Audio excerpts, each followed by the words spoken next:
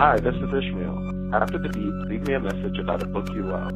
I transcribe and share at least one voicemail every day.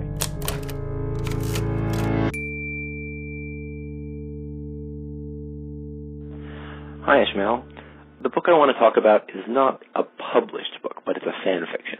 It's called Harry Potter and the Methods of Rationality. When formatted like a book, it's running on 1,500 pages now. So that's why I feel qualified to talk about it. The premise is that Harry's adoptive mother, Petunia, instead of marrying Vernon, marries a biochemist, and Harry is raised as a child genius. So he gets his letter to Hogwarts and comes to magic with this whole scientific attitude. He's written as this insanely intelligent, flawed character, what one might imagine from a very, very, very, very precocious 11-year-old. Reading it, it's one of the few things I've read multiple times, and certainly the longest thing I've read more than once.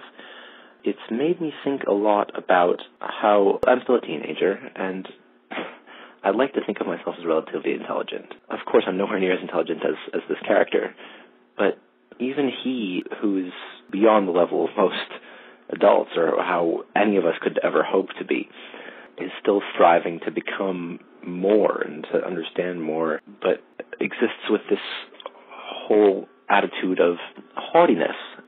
It's made me think about, firstly, how much I wanted to be that intelligent as a kid, still as a kid, though I never was.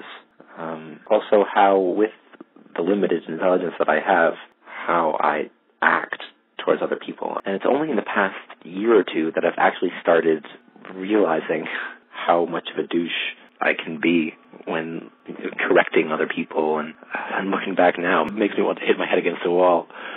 But, yeah, that's really it.